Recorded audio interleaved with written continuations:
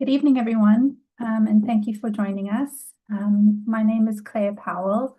I'm the Opportunity Funds Program Coordinator based at the Proteal Foundation, and we work in partnership with the EducationUSA program that's part of the US mission here in South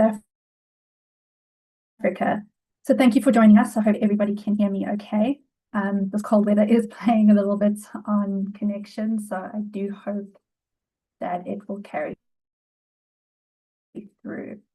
The session is all about the EducationUSA Opportunity Funds program.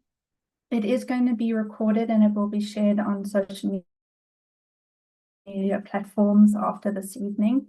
So if there's anything that you need to refer back to, you should be able to. All right. We'll also be joined by a panel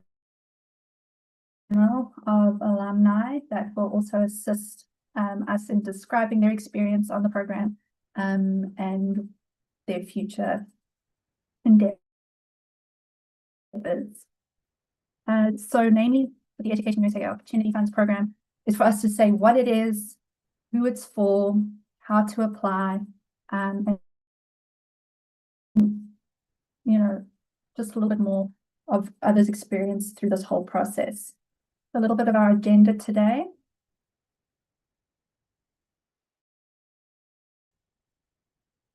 Just taking you through, we'll do a bit of an overview of what EducationUSA is about, what the Opportunity Fund program entails, how we find and select candidates, what are the application requirements, the timeline that is involved with the program, tips for a strong application, and then a Q&A with our alumni panel, and we would wrap up with a conclusion after that. So let us begin.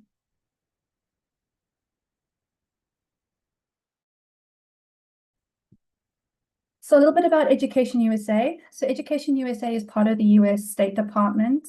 Our job is to provide accurate, unbiased, and free information about US higher education. We support international students through professional advising and access to resources on higher education in the United States, and that includes grants like the EducationUSA Opportunity Funds program. The Opportunity Funds program is not available in all countries. However, for us, what we're speaking about tonight, it is available in South Africa for South African citizens and permanent residents.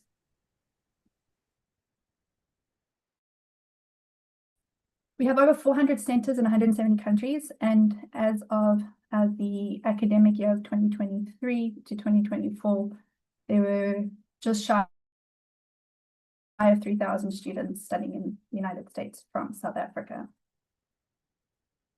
So a little bit about what we don't do as EducationUSA. We don't administer Fulbright or UGrad or any other US exchange programs.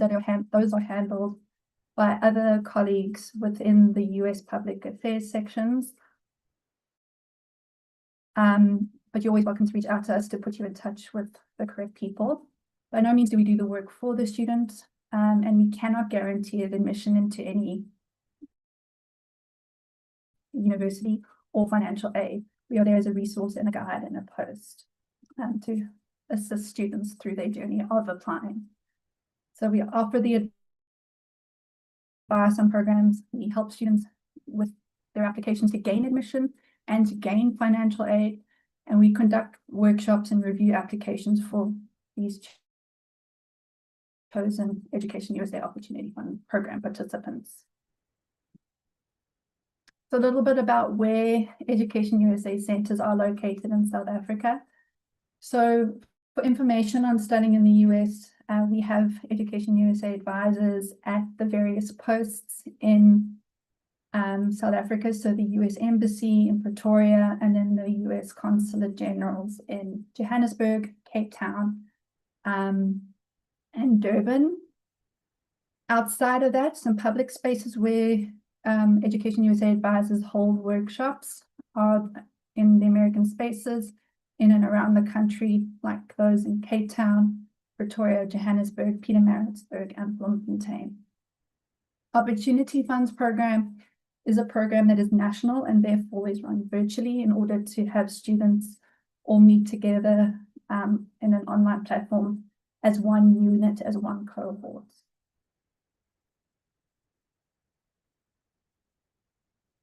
A little bit more about the services that Education USA offers. So most Education USA advisors they do host introductory group sessions about what to expect from US higher education, what goes into a US college application, what one needs to look at, how to prepare for their applications and financial aid applications too. Sometimes outside of these introductory ones, we dive deeper into various aspects of the application, so including, preparing for standardized tests that may need to be taken, essay workshops, visa workshops, and pre-departure orientations. We also have Education USA advisors that travel and do outreach. So this would mean that they might go out to various libraries, to schools, attend college fairs or career fairs, where they can give more information about studying in the United States. And then also some individual advising after attending a group session. Okay. And then of course, opportunity funds, which we're going to dive in deeper on now. Okay. So a little bit of what Opportunity Funds Program is, OFP, as we basically call it here, putting another acronym together. OFP is funded by the US Department of State. It supports academically strong, outstanding students, should we say, with financial need to cover the upfront costs of applying and getting to the US universities. It's important to note that this program itself doesn't pay for tuition or living costs for the students, because the premise of them getting chosen for the program is based on who they are and the applications that they put in. They are capable of getting financial aid directly from the universities themselves. But it's likely that, as I said, because the students should qualify for these sorts of funds, once they are admitted, and sometimes these incidental costs of applying or getting over to the United States is not covered within that financial aid that is offered. So that's where we step in.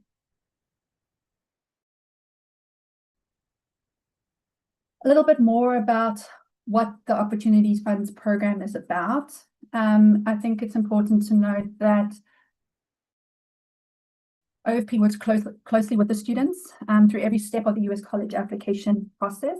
OFP covers critical costs, like test preparation fees, transcript evaluations, application fees, visa fees, and flights.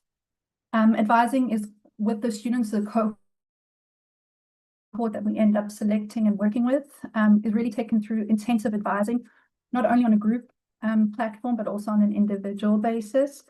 And this is usually done online through regular meetings and workshops. Some photos of our most recent cohort as they prepare to study, actually go take their SAT exam, and then a little meetup of our recent cohort in Cape Town. This was a really close cohort. They really supported one another through the whole process and are outstanding, and we'll hear from some of them a bit later.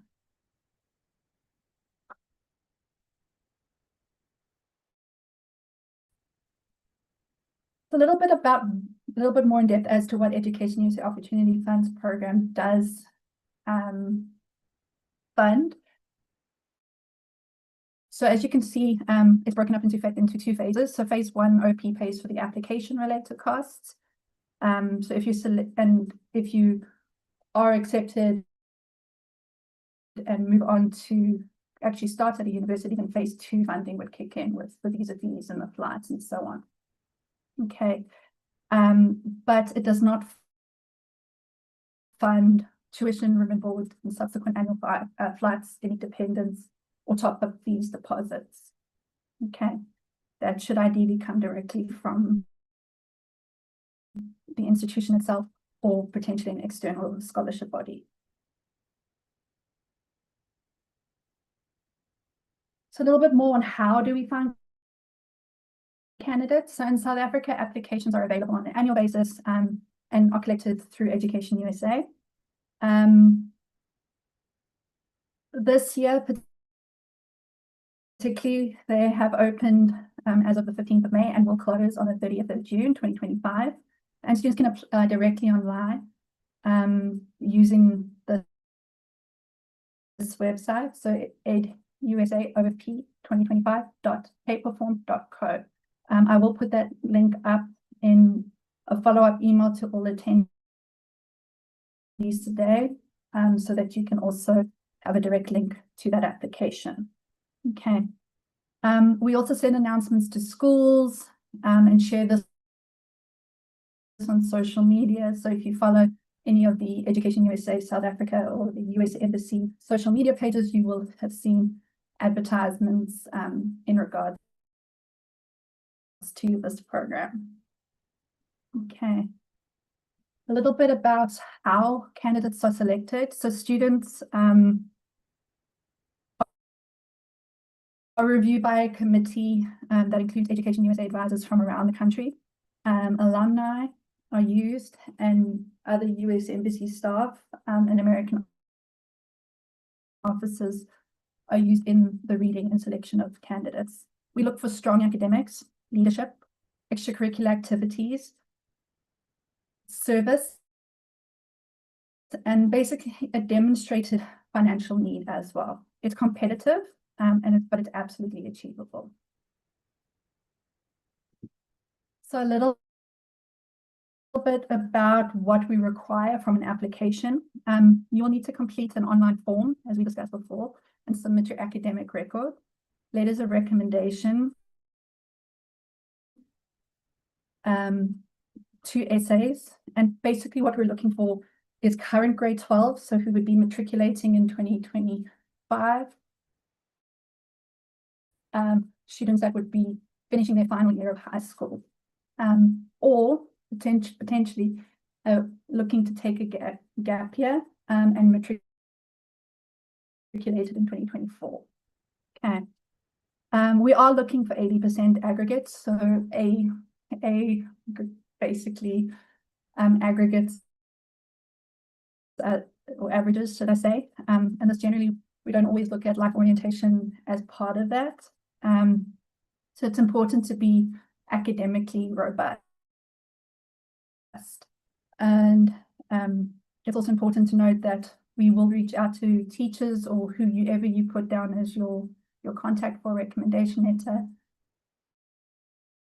to get an understanding of your character and a holistic point of view. Okay. A little bit more about the timeline that one can expect from this process is basically, as we know, we're in the call for application period right now. So applications are open and they will close on the 30th of June, 2025, as we have said before. Shortlisting will be done in July. And then after that point of being picked as a finalist through phase 1, SAT and TOEFL or any other standardized tests will be conducted, working with students through group sessions and individual sessions to work on college list selection, essay writing, recommendation selection, you name it, that is put on there. And then basically between November and January, applications would be submitted and admission decisions would come out between March and April of 2026. And then visa preparations and departure will happen after that point. Okay, to begin studies in August or September of 2026. Some tips for a strong application. It is important to be honest. So, looking at, giving us indication about your circumstances and making sure that you answer your application questions fully. having strong academic consistency and rigor. Have you taken more than 7 subjects? Not that that's something that we want, but have you shown initiative and proactiveness within your academic setting?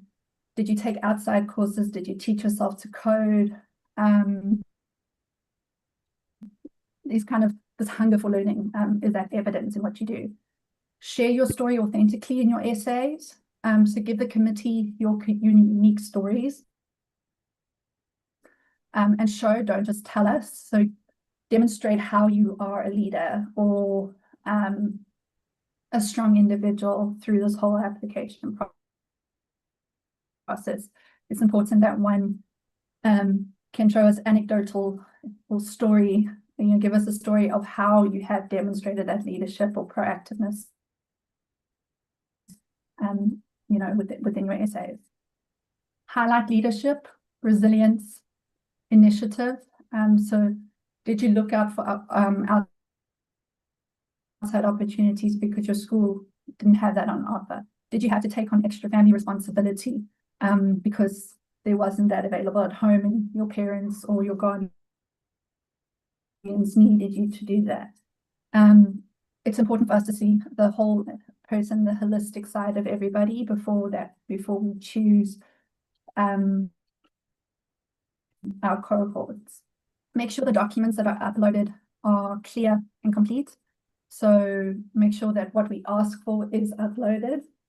And because basically incomplete applications will not be looked at.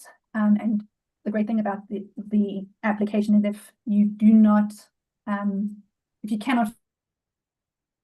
finish it in one setting, like you need to get your documentation together, one can leave the application, collect what you need to upload or to scan, and then you can do that at a later state. If you come back to the same application on the same device, on the website, it should pick up from where you left off before.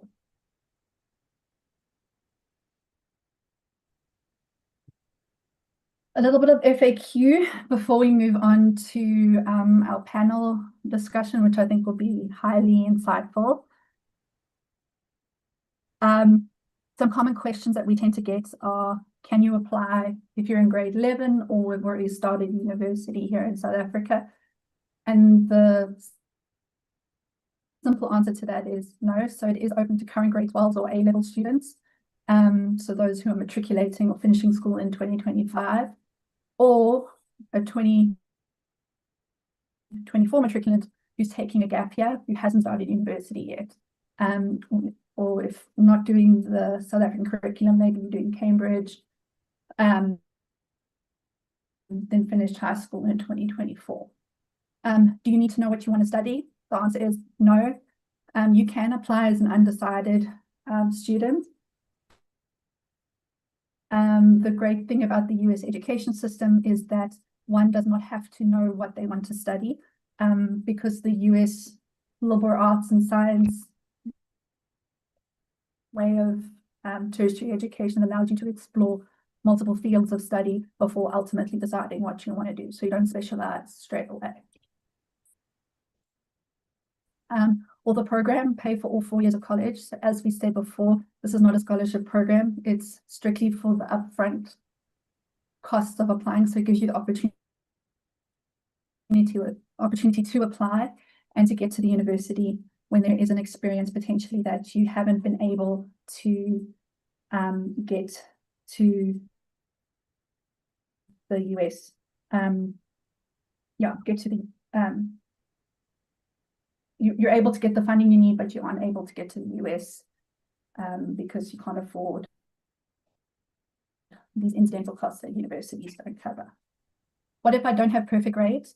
So while marks aren't everything in a US university application, they really do look at the holistic person, what they're involved in, what's that X factor about them.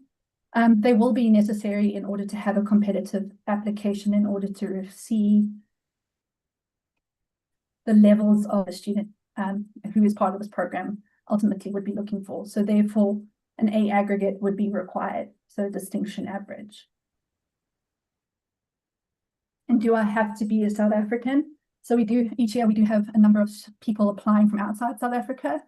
This program is through Education USA here in South Africa. So this application call that we are putting forward is run in South Africa, and therefore it has to be South African citizens or permanent residents.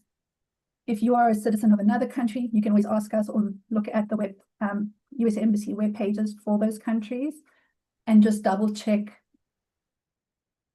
as to whether or not that country does have a similar or fund citizens through the Opportunity Fund program from that country. Okay. So a little bit of an overview before we head onto the panel of where some of our alumni have attended in previous years. Education USA Opportunity Funds program has been running in South Africa since 2010. So we're very proud of the fact that we are going into our 15th year with this program. And it has had some very successful students attend the likes of these universities. The ones in bold, we've had multiple students attend or get into those ones. Okay. So as part of our panel, we are being joined this evening by the following students. So I'd like to welcome Ichila, who's been accepted to Stanford University to study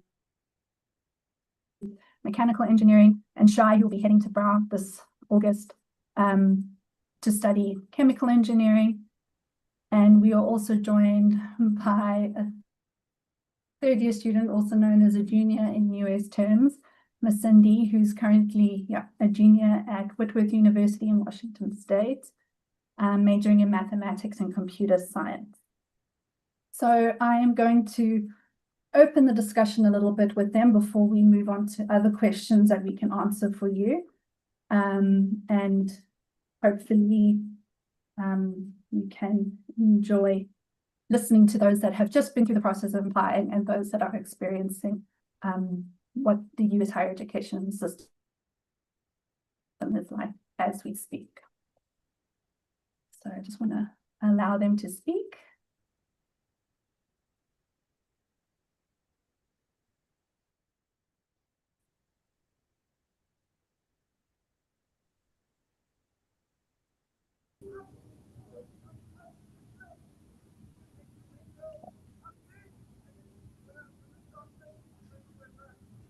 Hi, Ms. Cindy and Sheila, thank you for joining us this evening. If you would like to put your cameras on, you are welcome to. So that people can see you, but you're also welcome to, I know some of you may not be in a place that you can have the video, but it would be great to, I know we've got your pictures up, but it would be great to see you. Oh, it's nice to see some friendly faces there. Thanks. So I want to start off with kind of the first set of questions, and I'm going to put this towards our students that have just completed the application process and have been accepted. So I'll give you each an opportunity, and we'll start with Uchila first.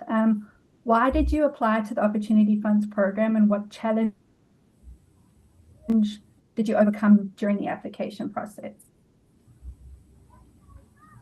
Well, I applied to the OFP program because I've always told my parents that I wanted to study abroad. So it was just kind of like something that I always dreamed about, but I didn't exactly know how to go about it. So that's kind of like when I discovered OFP through LinkedIn, and I was like, this is something that I've been looking for. So let me just shoot my shot and go for it. And in terms of just applying for the program, I don't think I had any complications because the process was just smooth overall. Yeah.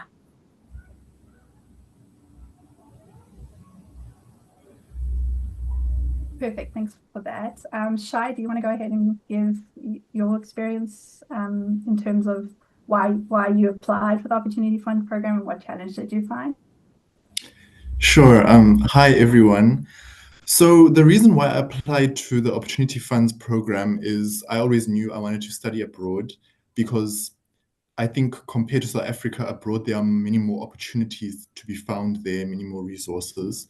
So the one issue that I faced was I didn't have enough financial capability to go through the whole application process. So Opportunity Funds was like the perfect opportunity to help me with those application processes, like fees for standardized testing, application fees, all of that. So yeah, that's why I applied to the Opportunity Funds program. One challenge that I faced during my time in the Opportunity Funds program, I would have to say, is like balancing the application process with my matric work, because I applied during matric. And sort of like towards the end of the year, there's that time when the American applications coincide with your final examinations. So balancing studying for the final examinations and writing essays was a bit challenging, but it can be done. I did it. It can be done. Yeah, I'll say yeah. Perfect. Thank you. And Shai, was staying with you, what was the most meaningful part of being part of OFP to you?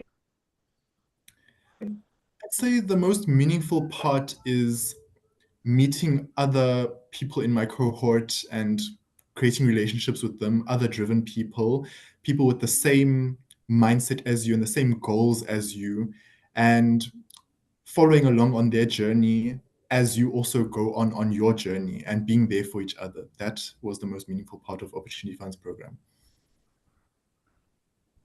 Perfect. Thank you. Uchila, do you want to give your what was your most meaningful part of being part of the OFP program? Yeah, I truly agree with what Shai just said. I mean, my best friend came from the program, so uh, it's kind of nice meeting other people who are in the same program as you, and you don't feel alone when you're applying to the universities. You know that you can always confide in someone. I remember when we were preparing for the SAT, I would always text Shai, and then we would like complain together and whatnot. So that's kind of like one other nice side about the program. And another thing that I really liked about the program is Miss Claire, who is our counselor. You just know that whenever you are confused about something, instead of just researching and confusing yourself, you can just text, and you know that if she takes more than 10 minutes to reply, she's very busy. So yeah, she's just a text away. Yeah.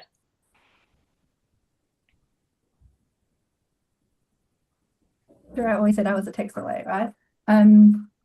So moving away from kind of the current experience now working to being an OFP student in the United States.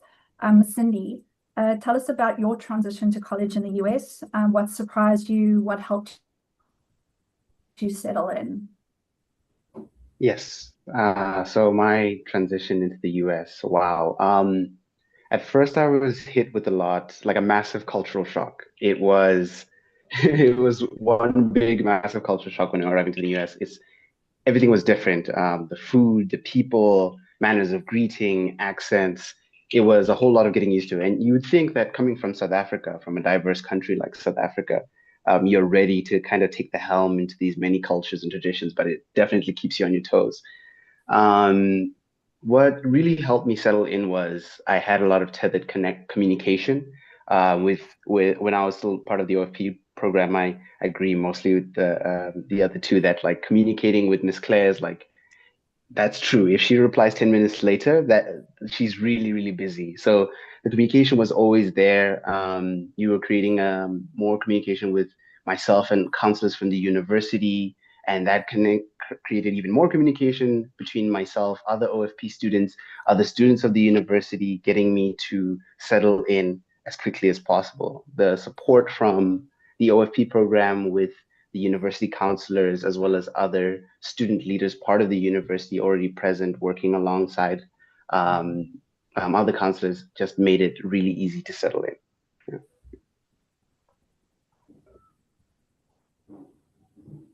Great, thanks for sharing that. And just to kind of give a bit of a comparison, how have you balanced academic, social life, and staying connected to home in South Africa? Yes. Academic life, social life, stay connected to home. I feel like because I'm a third year now, so I've had a little bit of college time to myself. I feel like college students have this misconception that they do not have enough time when they're in college. But even when I studied, like one of my first, when I was going to UCT to kind of see what a semester would look like at UCT, I often thought that, oh, I will never have enough time for anything because I have to focus on academics all the time. But I've had so much time on my hands, and that was created through like time management skills, like setting up schedules for my classes, for my assignments, for my group projects. And in terms of social life, the university has so many resources in terms of like there's events that they plan on a weekly basis, on a monthly basis that keep people engaged in small communities and larger communities. I made lifelong friends just because of international events that have taken place on campus, which I find them to be so valuable. And then when it comes to staying connected to home, well, the tricky part is the fact that the time zones are different. I know that before daylight savings, it's like 9 hours, and then after day no, or before daylight savings is 10 hours, then after it's 9 hours. So it's like it could be 2 p.m. in South Africa, or rather your time while you're in the United States, and it's like midnight in South Africa. So it's like the calls are a little bit spaced out, but it's daily calls, daily video chats, that sort of thing. So I stay connected. Cool. A little bit of a fun question for you. What's your favorite American snack? My my favorite American snack, well, Funyuns. I didn't know how good Funyuns were. I always thought that they would like. I always saw them on TV, and I was like, "What are Funyuns?" And then I had them, and I was like, this is gonna be my new That's so favorite funny. My snack." son's actually been asking me about it. That's so funny. They're great, Awesome. so Funyuns. delicious. Cool. Yeah. And then moving to kind of question that I think I'm going to ask each of you. And I'll start with Ursula first. How has OFP or changed how you see yourself, your future, and your community? Oh, I think we might have lost her there. Okay, I'm gonna give her some time to come back. Shai, putting that question to you. How has OFP experience changed how you see yourself, your future, and your community? I'd say it's changed how I see myself in that I've realized I can do many things that I wasn't aware I can do. Also, during the application process, when you're busy writing essays, you have to know yourself so holistically, and you have to dive deep and actually ask yourself, who are you? And find out different aspects of your personality that you can put down into these essays. So that whole process helped me discover my personality, who I am, and different parts of me that I hold special. Yeah.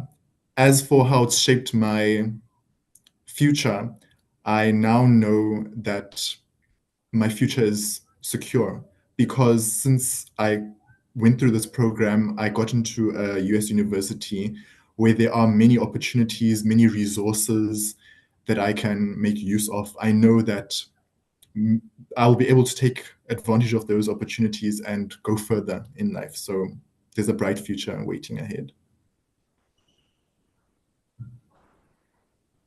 Awesome, thank you. Okay, Ms. Cindy, for yourself, maybe how has OFP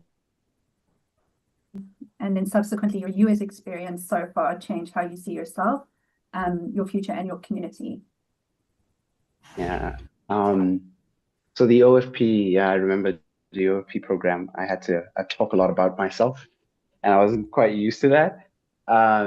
One thing that I found particularly great was I was born in Secunda, and I've lived in Secunda, a small town in Mpumalanga in South Africa. that I was born and raised there, and kind of it had a lot of sheltered perspectives, not necessarily bad ones, but in the sense that the companies in and around the town was like creating this feedback mechanism where it was like you would work up until you got to college and then go back to work for that company. With OFP, it kind of made like my passion for wanting to study computer science abroad not like an unattainable dream, but a goal. It changed the dream into a goal.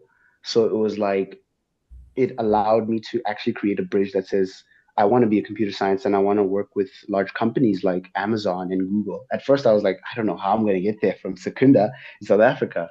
But now I'm studying at a university that's only 5 hour drive away from the actual company. I'm working with professors who have built Microsoft applications, who have worked on it firsthand. And these are the people who are actually teaching me to use the tools and to code for them as well. I feel like that's like an invaluable experience to have. And OFP created that, just sort of shifting from these perspectives that I've gotten here to more worldly perspectives that I got during the college experience.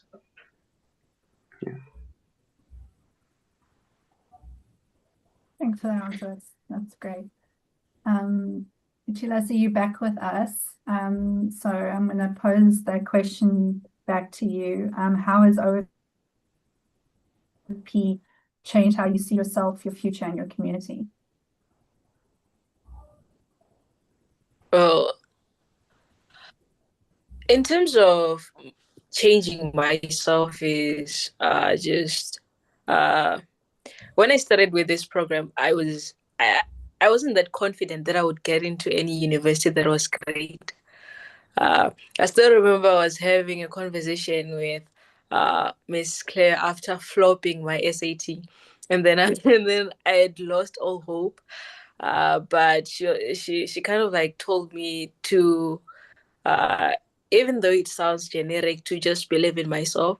And I feel like that's one thing that the program has taught me. Just shoot your shot. If they say no, they say no. But if they say yes, then it's a win-win situation. And in terms of just community, in terms of speaking about the program, it helped me to kind of like learn how to maintain relationships with other OFP members, and yeah, that's kind of like that's what I can say. Yeah. Great, thank you.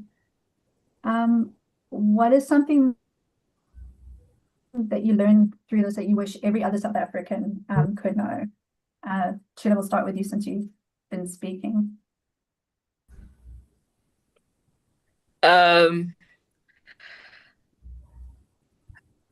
I would say there is more to life than South Africa. That's what I would say.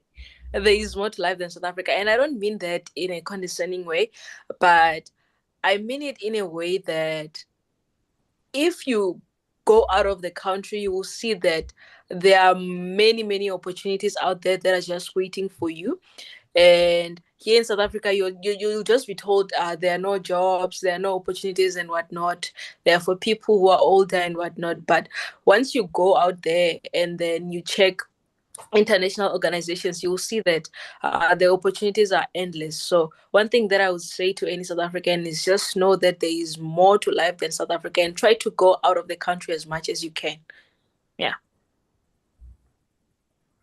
Yeah, I think you've been the queen of being proactive and looking at every opportunity that's available to you.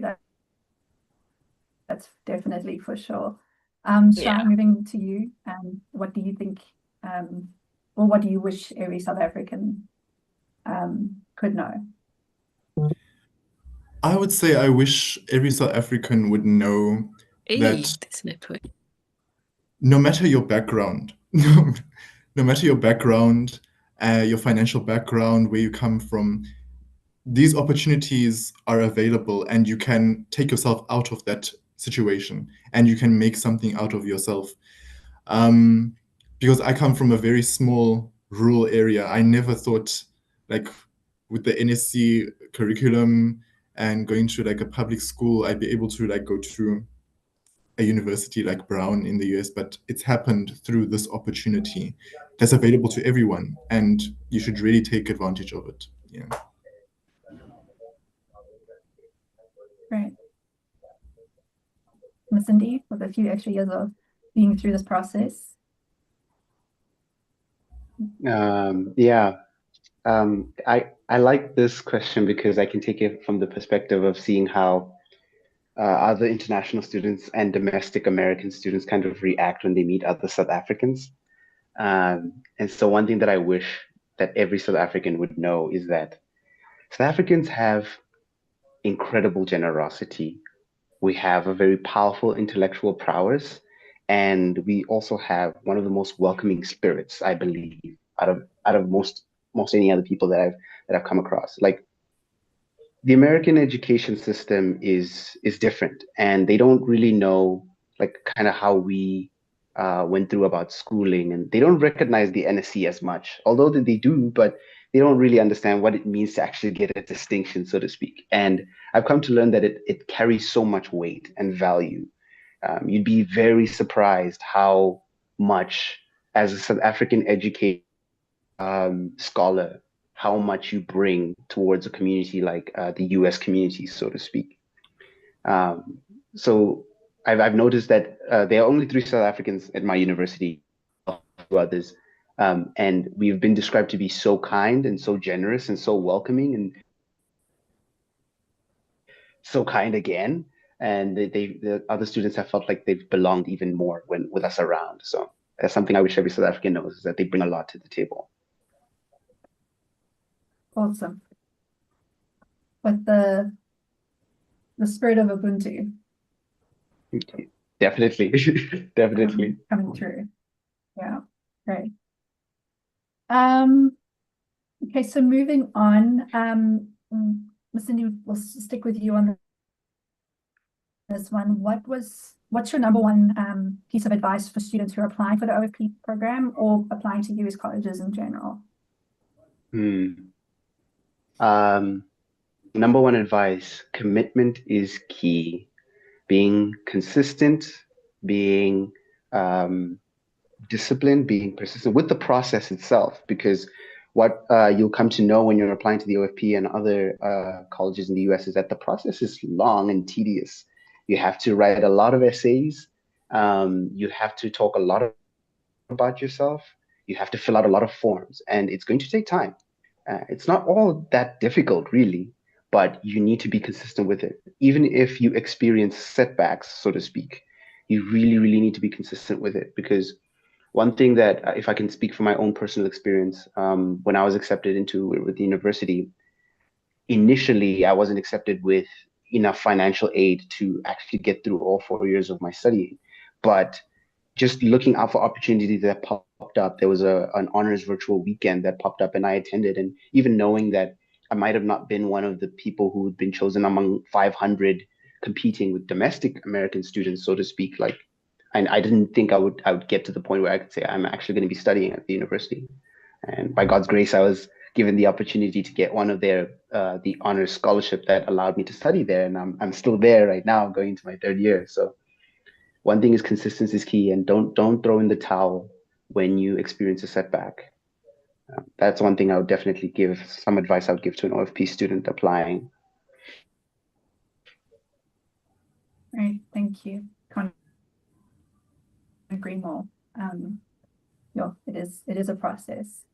Shai, what would you say is your number one piece of advice?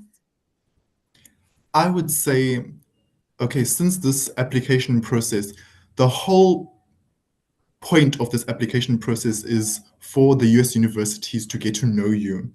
So I would say whatever opportunity you get in the application process to show off your personality, your quirks, who you are, parts of your personality, you need to take advantage of that.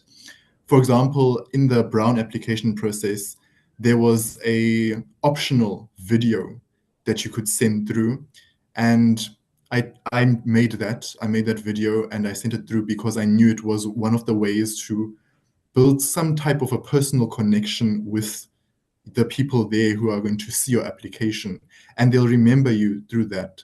So you need to take advantage of every single way that you can show them who you are. And that'll put you at a greater chance of getting into a university there. Thanks for that. Awesome. Achille, yourself, what is your number one piece of advice? Mine is going to sound very generic, but I feel like it would be authentic. When you're writing about yourself, express as much as you can, as yourself as much as you can. So one thing that I did is that I told myself, okay, I know I have the brains to write something that is intelligent, but the moment that I'm writing my essays, I'm going to take out my intelligence and use my heart to write the essays. And I feel like that was kind of like evident in my essays, because each and every time Miss Claire reviewed my essays, she would always say that I hear your voice in your essays. So just try to throw away your intelligence and write with your heart as much as you can. Yeah. Yeah. Goes back to what I said. Show, don't just tell. For sure. Thanks, guys. I really appreciate those kind of Q&As back with me and myself. We do have a question that we can answer from the group that has put through on the Q&A. This comes from a student who wants to know, how did you navigate applying to both South African and US universities, considering that there's obviously a different timeline and the decisions are released differently? I think Shai and Cindy, you've had similar experiences, and then actually I know you've done it in another way because you found out early. So yeah, Jill, I'll start with you. How did you navigate the process?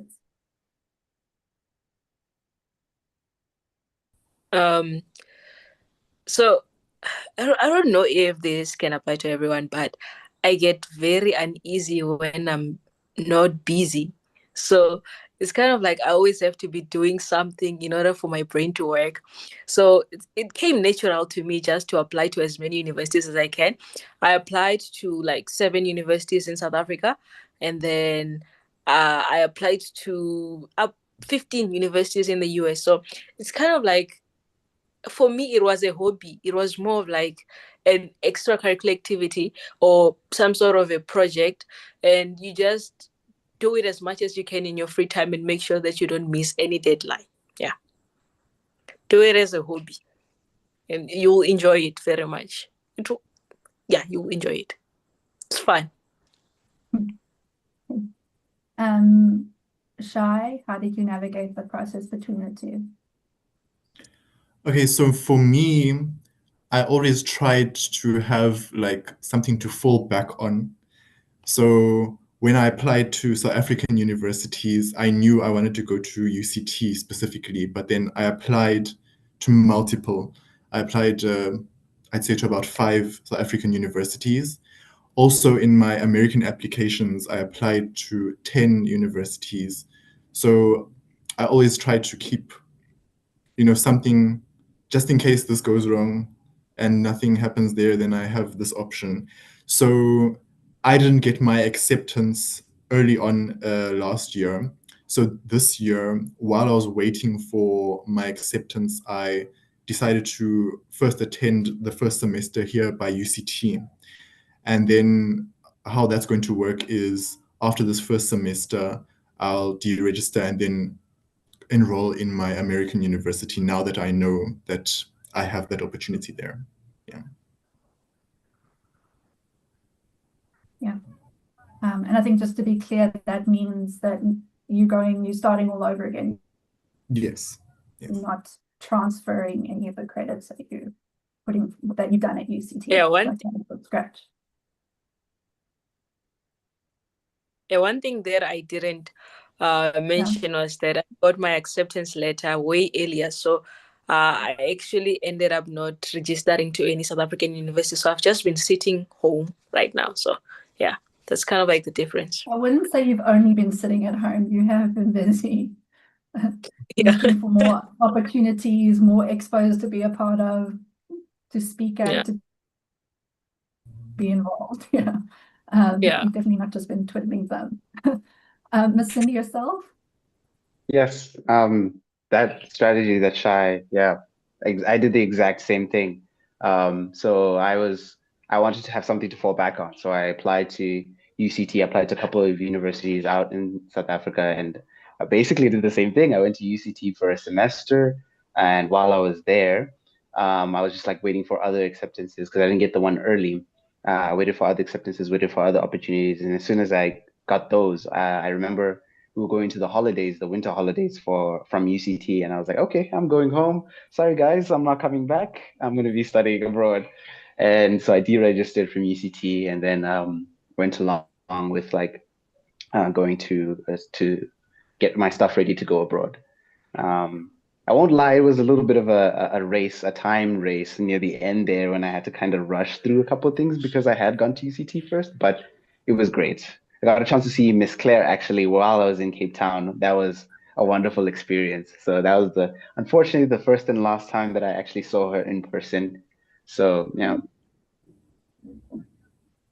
I've yet to meet Shai and Shiva in person. I hope I one day can. I think it would be amazing.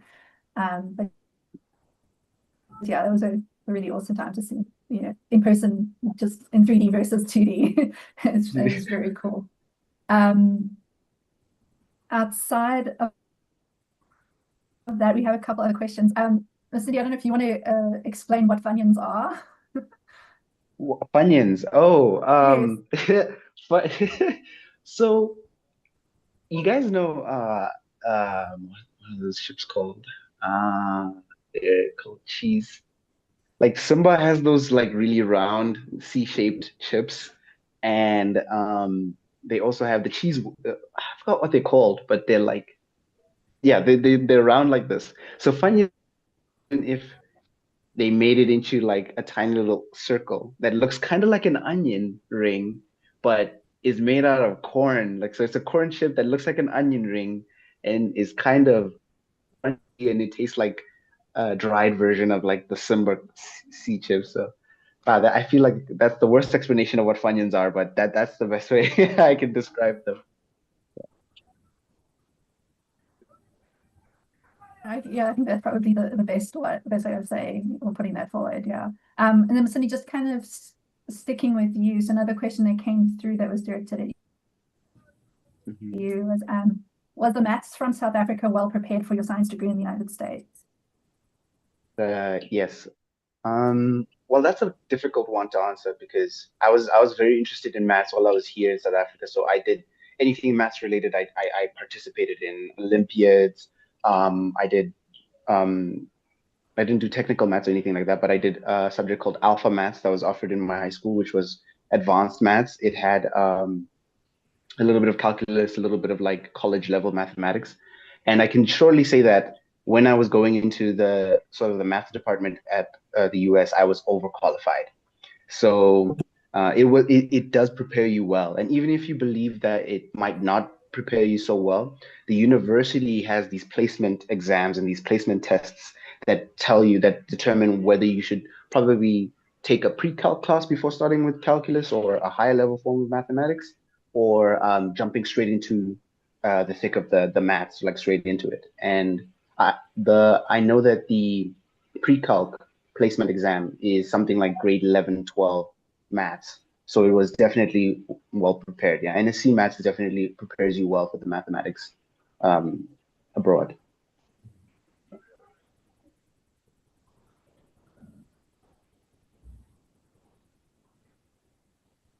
Sorry, I must unmute myself. Thank you. I really appreciate that answer. We do have a few other questions. In relation, it's more into what the US application entailed. And while I wish we had, all the time in the world to answer all those questions, a lot of those questions do get answered as part of kind of a general US higher education discussion. We have those held, and we do speak about them. So I'm going to try and stick to questions that are more related on the opportunity fund side of it, but I'm going to let our panelists, you can listen, jump in when you think you want to, but I'm just going to answer some of the questions that maybe related more to the application rather than US higher education. So we did have a question that is related to kind of the leadership skills side of it, in terms of, you know, how much leadership skills help. I think all three of you can probably agree to this. The leadership skills side does help. Getting involved in your communities, getting involved in projects, being head boy. So it's not just about, the grades are massively important, of course, but it's so much more than that.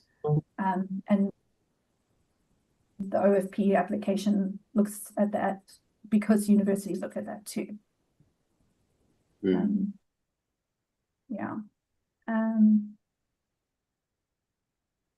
So a little bit on the financial aid side, of course, because this program is looking at students that need financial aid.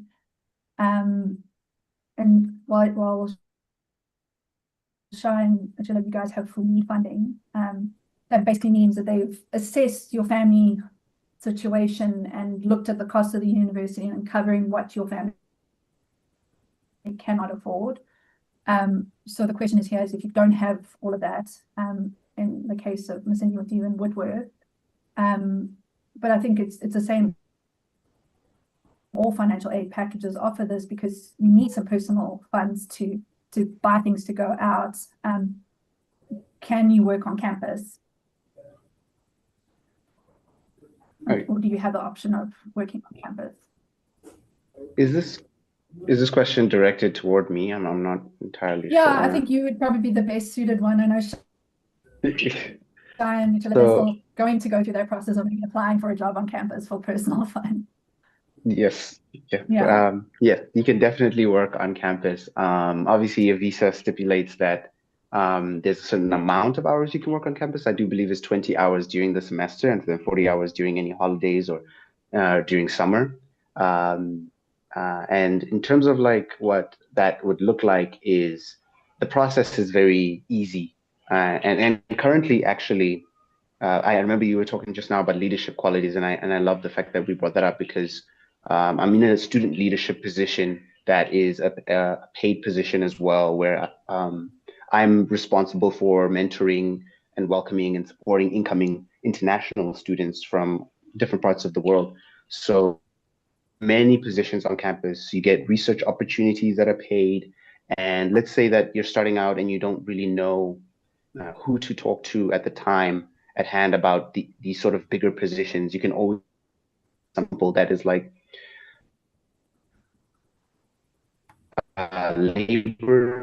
labor stuff on campus, but not 2 floors or toilets to an extreme degree, but like maybe serving in the cafeteria, that sort of thing.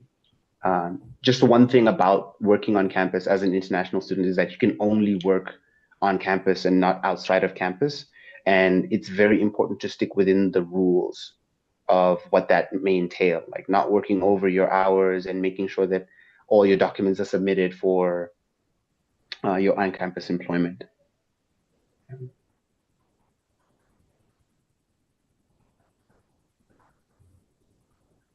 Thank you. That's great. Just trying to see if there's anything else regarding the OFP applications itself. I know we've spoken about needing to have competitive grades, distinctions. Competitive SAT scores kind of falls in that, but we know that there are some test optional schools and universities that don't require SATs. So I think putting back why we ask for more than just grades as part of the OFP application is very similar to what the US college application experience is like, is that they look at the holistic person, they want to see the full story and what are you going to bring to campus. You know, not everybody's a bookworm, so what more do you bring outside of being a bookworm, which is important, but it's not the be all and end all.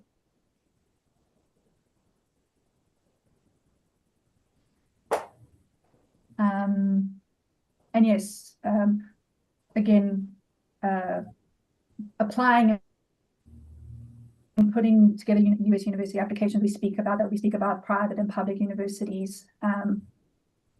All of you are at private or going to private institutions, but I know, Sheila, you got into a number of public universities as well, and went through that experience too. So it's working with EducationUSA and working through the application process. It's about finding and applying to universities that you feel are the best fit for you as an individual, not for you trying to fit a mold that you think you should be fitting. Maybe each of you, if you could just kind of touch on how you found the research side of finding universities that work for you. Shai, we'll start with you. Okay, so the research side, I will say Ms. Powell gave us a tool to use. It was like a list, and then you go and look at their acceptance rates, and you find universities that fit into each interval of the acceptance rates. So you have your reach schools, your target schools, and your Hail Mary schools, which you really pray for those. So I use that tool, and I try to find universities that offer good funding and fit into each bracket. And then once you find that rough list, then you go deeper and you search each university's specifics. Then you narrow it down like that. Perfect. That's awesome. Ms. Cindy, for you? Probably quite similar in terms of you've all been through my worksheets and how to look for universities. I'm not sure, Ms. Cindy, if you've frozen on us, may have. Yeah. Sheila, what about yourself? What would you say about applying and finding the right fit? Well, in terms of applying and finding the right fit, one thing that I told myself is that I'm going to think about this process as in terms of like gambling. It was either I was going to get into a very, very prestigious university, or I was going to go to my safety school. So that's kind of like how I played my cards. And I was like, there's no way that not even one great university can accept me. And I didn't even look at whether it's a public or private university, because back then I already knew that Rise is going to back me no matter what. So I feel like that was kind of like the main reason why choosing universities was easy for me. So I just chose my target schools and mostly safeties. Yeah. Perfect. Thank you. I'm very appreciative of all these answers. For those that have joined us, what I would definitely encourage you all to do, if you haven't done so already, is to reach out to the EducationUSA advisors at the various posts here in South Africa, the US mission post, so the US Embassy in Pretoria, the US Consulate in Cape Town, Durban, and Johannesburg. We have advisors at each of them, and they hold regular information sessions about studying in the United States. I would highly encourage you to go and listen to what they have to say about the US higher education system, what to expect, what goes more deeply into an application when applying, how sports plays into it. If you're looking at being an athlete, a college athlete in the United States, how that plays into your application. I know we've had a number of students that have been strong in rugby and swimming and tennis that have and soccer that have been opportunity funds program students, and they were able to have that be a piece of their holistic pie, if you want to call it, as part of their applications, and they excel on a provincial or national level. We have accepted opportunity funds, strong academic opportunity fund programs as students based off that too. But the point is go attend one of these information sessions, listen to what is involved in the process, because it's not just your marks and an application, it is quite involved. And there's over 4,000 institutions in the United States. So how do you start navigating that process of applying to them is a lot more than what we can cover tonight. And I think it would be, while we'll do that with the Opportunity Funds program, students that are selected, these introductory sessions are open to everyone to attend and be a part of, and you know, ask your questions and get the information you need in order to make a competitive application. Okay.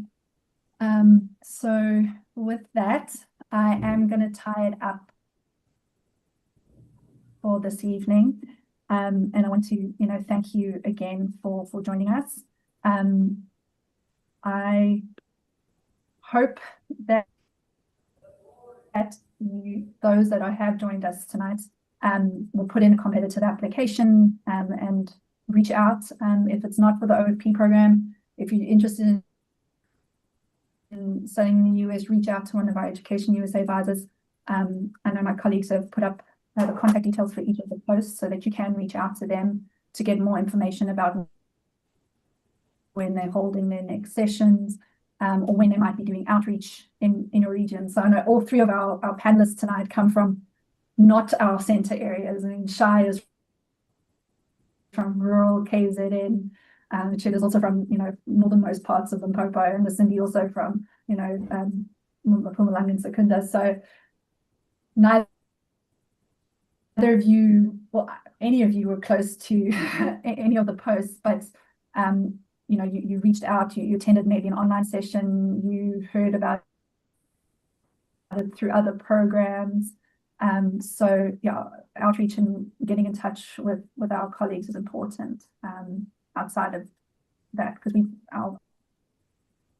our advisors do travel. So yeah, so a big shout out to Shai, Sheila, and Cindy for joining us this evening. I think it was massively valuable to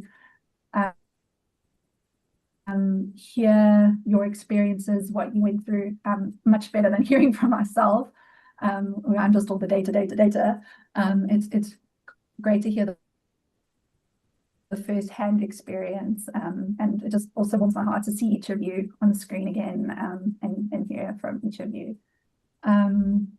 Yeah, so thank you to all those who attended. If your question was not answered tonight, please reach out to us, send an email to who you need to, and hopefully we can get the answers that you need. Okay. Any final thoughts, Shai, before we leave this evening? No, nothing. Just good luck to everybody that's applying. I hope you put in a very good application. Yeah. Sheila, yourself, any advice? Nothing much. Just put in a good application, and if you get selected, enjoy. Cindy, yourself? And don't miss any deadline. Yeah, don't miss any deadline. Yeah. Cindy? Well, yeah, good luck to everybody. And yeah, I hope the experience is a wonderful experience. And to the other two that are now getting to the point where they're about to get to start their first year, good luck. It's going to be an incredible experience, a lot of cultural shocks. And when they ask you, which country are you from in South Africa, just remember to tell them South Africa is a country. So yeah, that's all I've got. Great, awesome. And thank you to my colleagues that joined us from the various posts in and around South Africa, namely Sapati. Thank you for answering all the questions on the chat and putting the contact info there, and to our American officer, Jake, for being there to make sure that everything was on point and on board, and thankful to be part of a team that's so supportive. Yeah, good night, everybody. Stay warm. It is freezing, probably not as freezing as some places in the United States, but it is very cold. And yeah, I thank you for your time and listening to us tonight. Goodbye.